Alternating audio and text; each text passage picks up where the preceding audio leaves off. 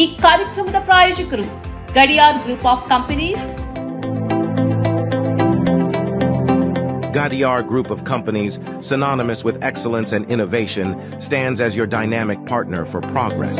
Gadiar Group ensures safety as guardians in firefighting and builds vibrant communities in real estate. Building tomorrow, today.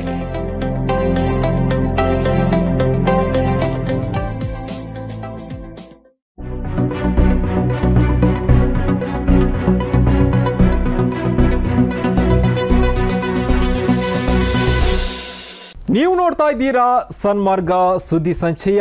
ನಾನು Shamsheer ಬುಡೋಳಿ. Police ಇಲಾಖೆಯ ಅಧಿಕಾರಿಗಳು ಹಾಗೂ ಸಿಬ್ಬಂದಿ ತಮ್ಮ ಸ್ವಂತ ವಾಹನದ ಮೇಲೆ ಪೊಲೀಸ್ ಎಂದು ಬರೆಸುವಂತಿಲ್ಲ. ಒಂದು ವೇಳೆ ಆ ರೀತಿ ಬರೆಸಿದರೆ ಅದು ಕಾನೂನು ಉಲ್ಲಂಘನೆ ಮಾಡಿದಂತೆ ಎಂದು ಸಚಿವ ಡಾಕ್ಟರ್ ಜಿ ಪರಮೇಶ್ವರ್ ಹೇಳಿದ್ದಾರೆ. ರಾಜ್ಯದ ಪೊಲೀಸ್ ಇಲಾಖೆಯ ಅಧಿಕಾರಿಗಳು ಮತ್ತು ನೌಕರರು ತಮ್ಮ ಸ್ವಂತ ವಾಹನದ ಮೇಲೆ ಪೊಲೀಸ್ ಎಂದು ಬರೆಸಿಕೊಂಡು ಸಂಚಾರ ಮಾಡಲು ಕಾನೂನಿನಲ್ಲಿ ಅವಕಾಶವಿದೆಯೇ ಎಂಬ ಶಾಸಕ ಸಿಎನ್ ಬಾಲಕೃಷ್ಣ ಅವರ ಚುಕ್ಕೆ ಗುರುತಿನ ಪ್ರಶ್ನೆಗೆ ಗೃಹ ಸಚಿವ ಉತ್ತರಿಸಿದ್ದು, ರಾಜ್ಯ ಪೊಲೀಸ್ ಇಲಾಖೆಯ ಅಧಿಕಾರಿಗಳು ತಮ್ಮ ಸ್ವಂತ ವಾಹನದ ಮೇಲೆ ಪೊಲೀಸ್ ಎಂದು ಬರೆಸಿಕೊಂಡು ಸಂಚಾರ ಮಾಡಲು ಕಾನೂನಿನಲ್ಲಿ ಅವಕಾಶ ಇಲ್ಲ ಎಂದು ಉತ್ತರ ನೀಡಿದ್ದಾರೆ. ಹಾಗಿದ್ದಲ್ಲಿ ಸ್ವಂತ ವಾಹನಗಳ ಮೇಲೆ ಪೊಲೀಸ್ ಎಂದು ಬರೆಸಿಕೊಂಡು ಕೆಲ ಪೊಲೀಸ್ ನೌಕರರು ಮತ್ತು ಅಧಿಕಾರಿಗಳು ಕಾನೂನಿನ ಉಲ್ಲಂಘನೆ ಮಾಡುತ್ತಿರುವುದು ಸರ್ಕಾರದ ಗಮನಕ್ಕೆ ಬಂದಿದ್ದಲ್ಲಿ ಇವರ ವಿರುದ್ಧ ಸರ್ಕಾರ ತೆಗೆದುಕೊಂಡಿರುವ ಕ್ರಮಗಳೇನು ಎಂಬ ಪ್ರಶ್ನೆಗೆ ತಮ್ಮ ಸ್ವಂತ ವಾಹನಗಳ ಮೇಲೆ ಪೊಲೀಸ್ ಎಂದು ಬರೆಸಿಕೊಂಡಿರುವುದು ಗೃಹ ಇಲಾಖೆಯ ಗಮನಕ್ಕೆ ಬಂದಿದೆ. ಸ್ವಂತ ವಾಹನದ ಮೇಲೆ ಪೊಲೀಸ್ ಅಧಿಕಾರಿಗಳು ಮತ್ತು ನೌಕರರು ಪೊಲೀಸ್ ಎಂದು ಬರೆಸಿದ್ದರೆ ಅವರ ವಿರುದ್ಧ 2022ರ ಸರ್ಕಾರದ ಸುತ್ತೋಲೆ ಪ್ರಕಾರ ಕಾನೂನು ಕ್ರಮ ಆಗ್ತದೆ ಎಂದು ಗೃಹ ಸಚಿವ ಲಿಖಿತ ಉತ್ತರ ನೀಡಿದ್ದಾರೆ.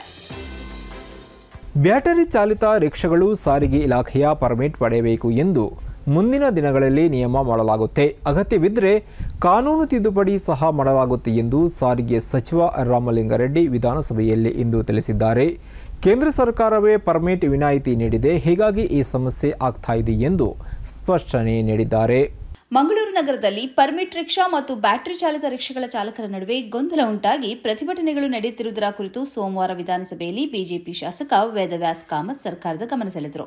ಹಣವಂತರು 10 ಬ್ಯಾಟರಿ ಚಾಲಿತ ರಿಕ್ಷಾ ಖರೀದಿಸಿ ರಸ್ತೆಗಿಳಿಸುತ್ತಿದ್ದು, ಇದನ್ನೇ ನಂಬಿಕೊಂಡು ಪರ್ಮಿಟ್ ಪಡೆದು ಗಾಡಿ ಓಡಿಸುತ್ತಿರುವ ರಿಕ್ಷಾ ಚಾಲಕರು ಗೊಂದಲಕ್ಕೆ ಒಳಗಾಗಿದ್ದಾರೆ ಎಂದರು. ಇದಕ್ಕೆ ಉತ್ತರಿಸಿದ ಸಚಿವ ರಾಮಲಿಂಗಾರೆಡ್ಡಿ, ಬ್ಯಾಟರಿ ಚಾಲಿತ ರಿಕ್ಷಾಗಳು ಪರ್ಮಿಟ್ ಪಡೆಯಬೇಕೆಂಬ ಕಾನೂನಿಲ್ಲ, ಅದಕ್ಕೆ ಕೇಂದ್ರ ಸರ್ಕಾರವೇ ವಿನಾಯಿತಿ ನೀಡಿದೆ, ಹೀಗಾಗಿ ಈ ಸಮಸ್ಯೆ ಆಗುತ್ತಿದೆ. ಬ್ಯಾಟರಿ ಚಾಲಿತ ರಿಕ್ಷಾಗಳು ಉಚಿತವಾಗಿ ಆದರೂ ಸಾರಿಗೆ ಇಲಾಖೆಯ ಪರ್ಮಿಟ್ ಪಡೆಯಬೇಕು ಎಂದು ನಿಯಮ ಮಾಡುತ್ತೇವೆ ಎಂದು ಭರವಸೆ ನೀಡಿದರು.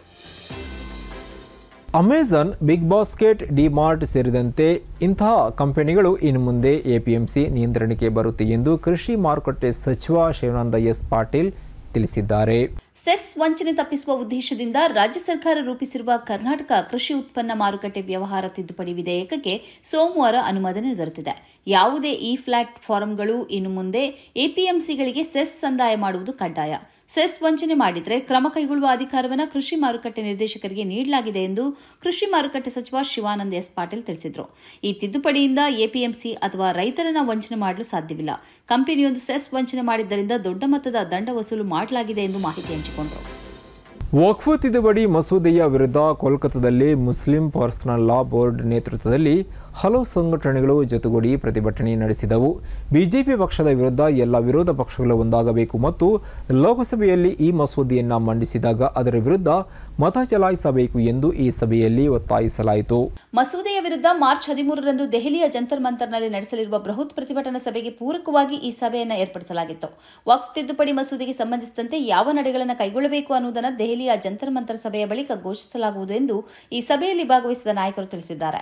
ದೇಶದಲ್ಲಿ ಸ್ವಯಂ ಅಧಿಕಾರ ಹೊಂದಿರುವ ಬೋರ್ಡ್ ಕೇವಲ ವಕ್ಫ್ ಬೋರ್ಡ್ ಮಾತ್ರ ಅಲ್ಲ, ಇತರ ಸಮುದಾಯಗಳಿಗೂ ಇಂತಹ ಸ್ವಯಂ ಅಧಿಕಾರವುಳ್ಳ ಬೋರ್ಡ್ಗಳಿವೆ. ಆದರೆ ಪ್ರಭುತ್ವ ಈ ಕುರಿತಂತೆ ಸುಳ್ಳು ಪ್ರಚಾರವನ್ನು ಹಬ್ಬಿಸಿದೆ. ಮುಸ್ಲಿಮರಿಗೆ ಮಾತ್ರ ಸ್ವಯಂ ಅಧಿಕಾರದ ಬೋರ್ಡ್ ಇದ್ದು ಅದನ್ನು ನಾವು ಬದಲಿಸುತ್ತಿದ್ದೇವೆ ಎಂದು ಸುಳ್ಳು ಹೇಳುತ್ತಿದೆ ಎಂದು ಸಭೆಯಲ್ಲಿ ನಾಯಕರು ಅಭಿಪ್ರಾಯಪಟ್ಟಿದ್ದಾರೆ. ಈ ಸಭೆಯಲ್ಲಿ ಜಮಾತೆ ಇಸ್ಲಾಮಿ ಹಿಂದ್ ಪಶ್ಚಿಮ ಬಂಗಾಳದ ಅಮೀರ್ ಡಾಕ್ಟರ್ ಮಶೀರ್ ರೆಹಮಾನ್, ಎಸ್ಐಒ ರಾಜ್ಯಾಧ್ಯಕ್ಷ ಇಮ್ರಾನ್ ಹುಸೇನ್, ಅಹ್ಲೆ ಹದೀಸ್ ರಾಜ್ಯ ಕಾರ್ಯದರ್ಶಿ ಮೌಲಾನಾ ಮಹರೂಫ್, ಕಾಂಗ್ರೆಸ್ ನಾಯಕ ಅಧೀರ್ ರಂಜನ್ ಚೌಧರಿ, ಲಾ ಬೋರ್ಡ್ ಸದಸ್ಯ ಮೌಲಾನಾ ಅಬು ತಾಲಿಬ್ ರೆಹಮಾನಿ ಮುಂತಾದವರು ಭಾಗವಹಿಸಿದರು. ಜೈನರ ಅಭಿವೃದ್ಧಿ ನಿಗಮ ಸ್ಥಾಪನೆ ಸಂಬಂಧ ಸಿಎಂ ಸಿದ್ದರಾಮಯ್ಯ ಇವರಿಗೆ ಪ್ರಸ್ತಾಪ ಸಲ್ಲಿಸಿದ್ದು ಶೀಘ್ರವೇ ಕ್ರಮ ತೆಗೆದುಕೊಳ್ಳಲಾಗುತ್ತೆ ಎಂದು ಅಲ್ಪಸಂಖ್ಯಾತ ಹಾಗೂ ವಕ್ಫ್ ಖಾತೆ ಸಚಿವ ಜಮೀರ್ ಅಹಮದ್ ಖಾನ್ ವಿಧಾನಸಭೆಗೆ ಭರವಸೆ ನೀಡಿದ್ದಾರೆ. ಇದೇ ವೇಳೆ ಸ್ಪೀಕರ್ ಯುಟಿ ಖಾದರ್ ಬ್ಯಾರಿ ಅಭಿವೃದ್ಧಿ ನಿಗಮ ವಿಚಾರವನ್ನು ಪ್ರಸ್ತಾಪ ಮಾಡಿದ್ದಾರೆ. ಕಾಂಗ್ರೆಸ್ನ ಲಕ್ಷ್ಮಣ್ ಸವದಿ ಪ್ರಶ್ನೆಗೆ ಉತ್ತರಿಸಿದ ಸಚಿವ ಜಮೀರ್ ಅಹಮದ್ ಖಾನ್, ರಾಜಸ್ಥಾನದಿಂದ ಬಂದವರನ್ನ ಮಾತ್ರ ಜೈನ ಸಮುದಾಯದವರು ಎಂದುಕೊಂಡಿದ್ದೆವು. ಆದರೆ ಬೆಂಗಳೂರು ನಗರ ಆಸುಪಾಸಿನಲ್ಲಿ 4,75,000 ಜನಸಂಖ್ಯೆ ಇದೆ.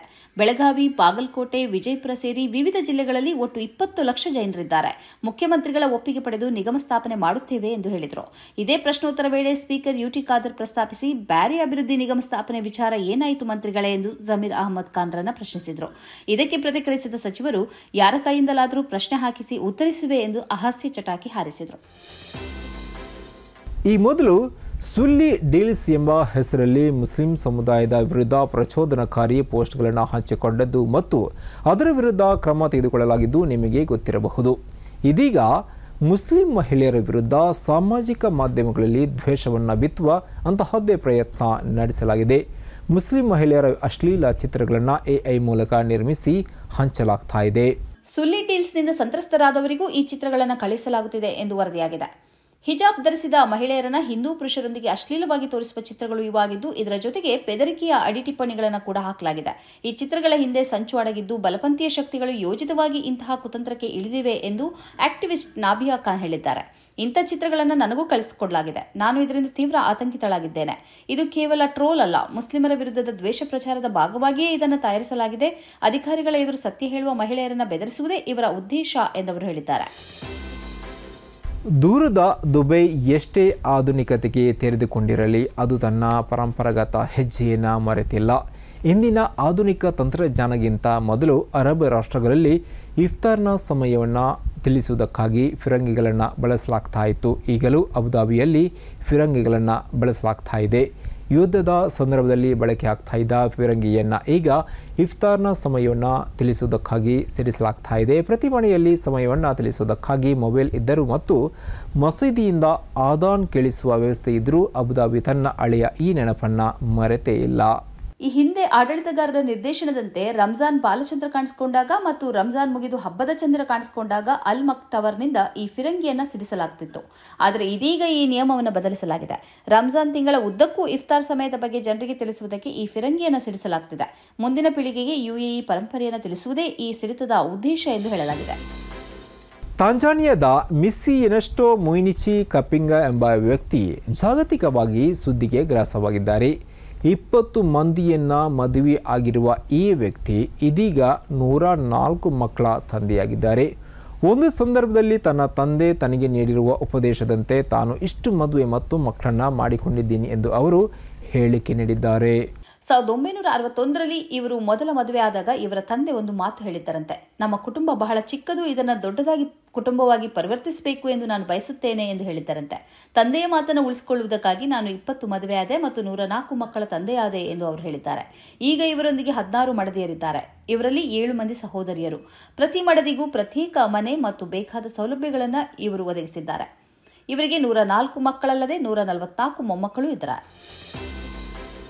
ಇದುವೇ ಈ ಹೊತ್ತಿನ ಸನ್ಮಾರ್ಗ ಸುದ್ದಿ ಸಂಚಯ. ನಿರಂತರವಾಗಿ ನೋಡ್ತಾ ಇರಿ ಸನ್ಮಾರ್ಗ ನ್ಯೂಸ್, ಸುದ್ದಿಗಳ ಸಂತೆಯಲ್ಲಿ ಸತ್ಯದ ಮೊಂಬತ್ತಿ. ಸನ್ಮಾರ್ಗ ನ್ಯೂಸ್ 1.5 ಲಕ್ಷ ಚಂದಾದಾರರನ್ನ ದಾಟಿದೆ. ಇದನ್ನ ಸಾಧ್ಯವಾಗಿಸಿದ್ದು ವೀಕ್ಷಕರಾದ ನೀವೇ. ಮುಂದಿನ 1 ವರ್ಷದಲ್ಲಿ ಈ 1.5 ಲಕ್ಷವನ್ನ 3 ಲಕ್ಷಗಳಾಗಿ ಪರಿವರ್ತಿಸುವ ಗುರಿಯನ್ನ ನಾವು ಇಟ್ಕೊಂಡಿದ್ದೇವೆ. ನಿಮ್ಮ ಬೆಂಬಲ ಇಲ್ಲದೆ ಇದು ಸಾಧ್ಯವೇ ಇಲ್ಲ. ನೀವು ಮಾಡಬೇಕಾಗಿರುವುದು ಏನಂದ್ರೆ ಸನ್ಮಾರ್ಗ ನ್ಯೂಸ್ ಚಾನೆಲ್ನ ಕಾರ್ಯಕ್ರಮವನ್ನ ನಿಮ್ಮ ಗೆಳೆಯರಿಗೆ, ಸಂಬಂಧಿಕರಿಗೆ ಕಳಿಸಿಕೊಡಬೇಕು. ಅವರಲ್ಲೂ ಸಬ್ಸ್ಕ್ರೈಬ್ ಮಾಡುವಂತೆ ಹೇಳಬೇಕು. ನಿಮ್ಮ ಮನೆಯವರಲ್ಲೂ ಹೇಳಬೇಕು.